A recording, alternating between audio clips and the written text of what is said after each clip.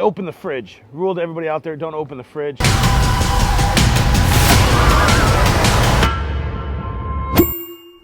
If you want more business, you got to prospect for it. When the market dries up and that baseline changes, you're either going to take a hit in your income or you're going to cold prospect for it. So I really believe that people that can prospect and find business and do business are going to be in this business way longer than anybody that's just a referral-based agent. One more question. If you were to go out on your own and say, what do? I would tell you, go out and get super fucking busy, so busy that it's absolutely insane for you, right? And I would have a transaction coordinator to just run all your paperwork, and then you do 100% of everything. And then once you have enough people, or once you have enough transactions and it's going the way you want, then I would hire someone to take something off your plate.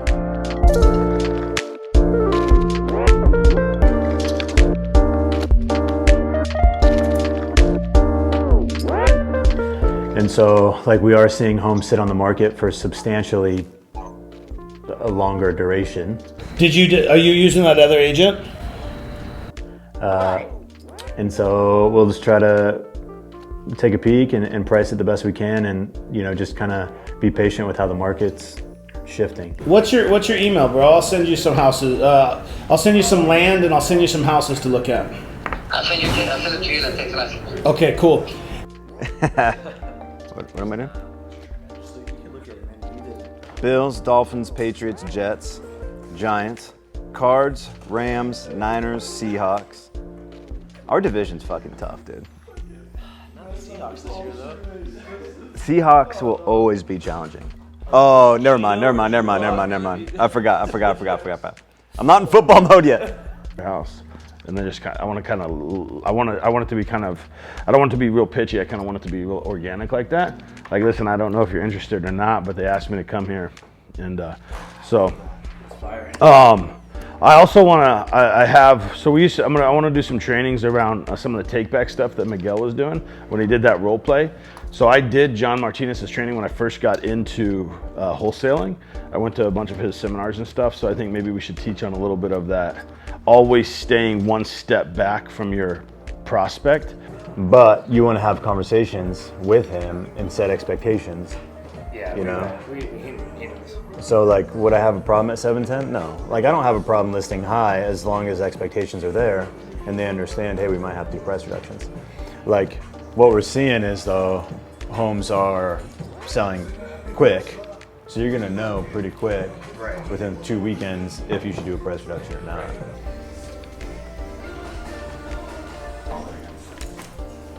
Are you familiar with who that is? Okay. Is he available, or is there a better number for him that you're aware of? Gotcha. Okay. No worries. Well, I appreciate it. I will try the other number that I have for him. All right. Take care. How'd it go? Good. All good? Yeah, it's easy. You in? Locked in? Ready to plug in? We're headed to a house, Minnesota. It's on Minnesota. It's off Lindsay and Queen Creek and Gilbert. Agent reached out, said, hey, my clients really just want a cash offer, close as soon as possible. The house looks gorgeous. Matt went and walked the house. It's in great condition. So we were able just to get our cash offer, close in 10 days as quick as possible. And we're just going to turn around and list it. So right now we're going to head out to that house, make sure it doesn't need, or if it does need house cleaners, or if it needs landscaping, anything that needs to be done before actually getting pictures and going live on the market. So we got to go check it out right now. But like, that actually happens probably more often than you think, where an agent's like, hey, my clients just really want to close as soon as possible, right? They're willing to leave money on the table, and closing in terms is more important to them than netting the most amount of money. And so that's one of these situations. We've probably done it 5-6 times this year, where we just buy it, or we put minimal work into it, where if we need to throw on a paint job for $3,000, right? Something like that, we can go turn around and make a decent profit from it. So right now we're gonna go check out Minnesota, see what it needs, if anything, and hopefully we're gonna try to launch it on market this week. Like, it's a quick turnaround. We close on it today, which is Tuesday, and live on the market by Thursday. So we'll see, cross our fingers, and it's gonna be a race to get on the market by this weekend. So that's where we're headed.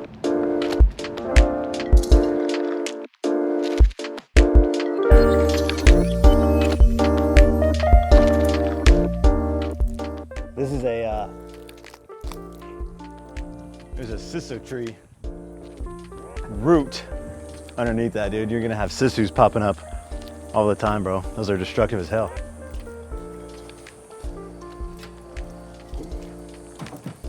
God, fucking sisus, bro. Nightmare. Hello?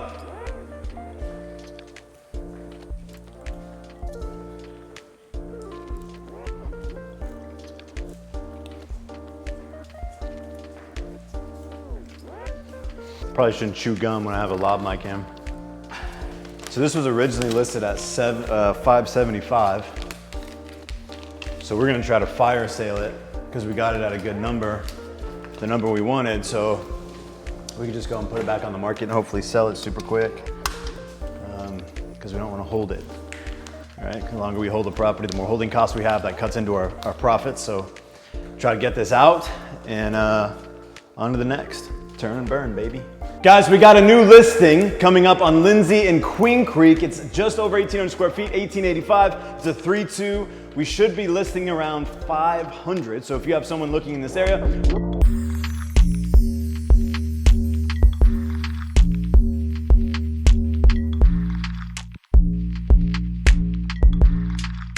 but something we also do, our team does pretty heavily is we play in the flip and wholesale space very heavily.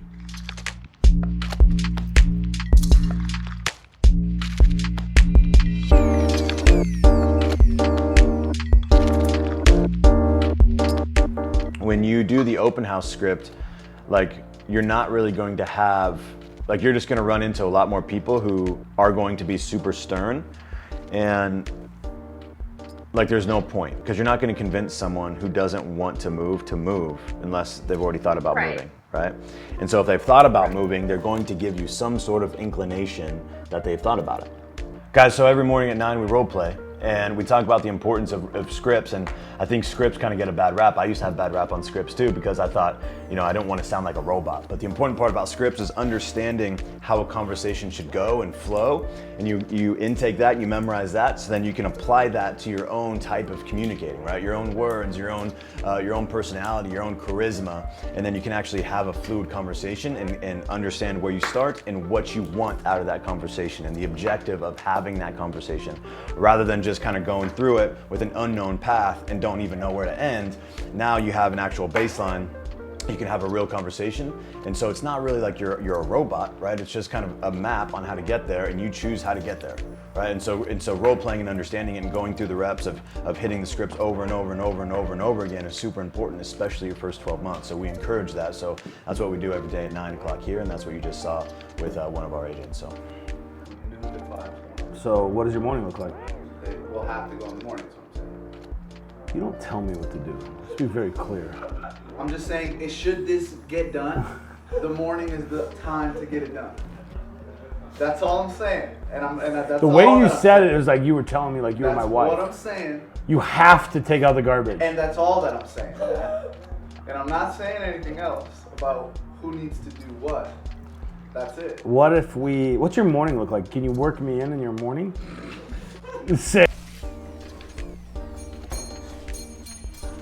Like, honestly, a guy like Sean right there, that call, I probably would have never gotten that deep into it, dude. We probably would have never set that appointment. I probably would have been off the phone in 30 seconds, dude.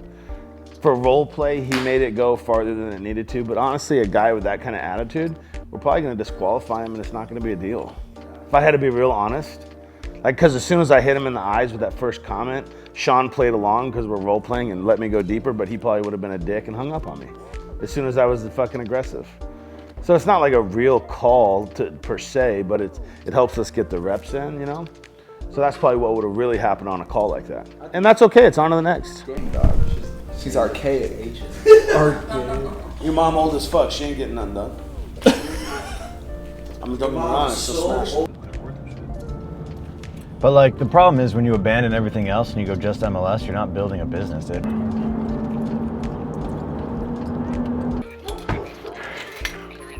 Dude, I'd rent it out. We are out here in sunny Apache Junction, Arizona. We're with the crew. Just picked up this nice, prime, luscious piece of property right here. We paid 20 grand for 5,000 square feet with a manufactured home on it that we should be able to turn for, I don't know, 120, 130. So it'll be a good little deal. A little quirky, little house, a little quirky. It's the first house I've ever gagged in. Haven't gagged in a house ever since I've been doing this. I opened the fridge. Rule to everybody out there, don't open the fridge. But if you guys are looking for a deal, man, you can still find them. Just gotta ride hard.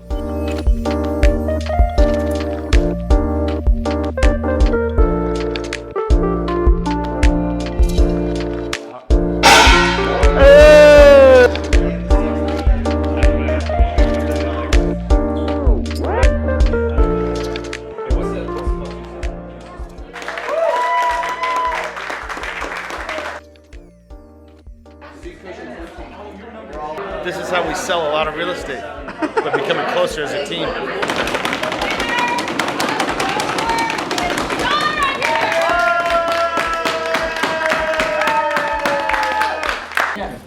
No, I think he said it best. Everybody's deserving.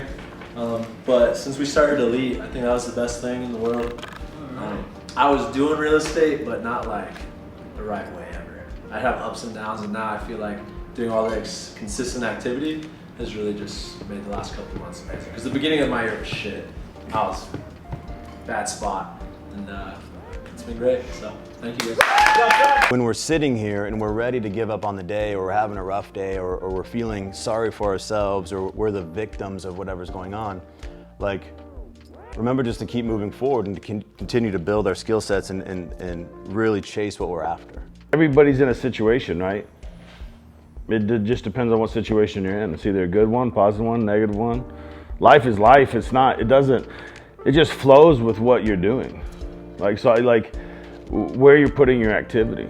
Your bank account's a direct reflection of how you've operated in the last 6 to 12 months. And that's just what it is. We show up here to make money, to be part of something, to make money. That's why we all, like everybody says they want to in real estate for freedom, but if you make no money, you have no freedom.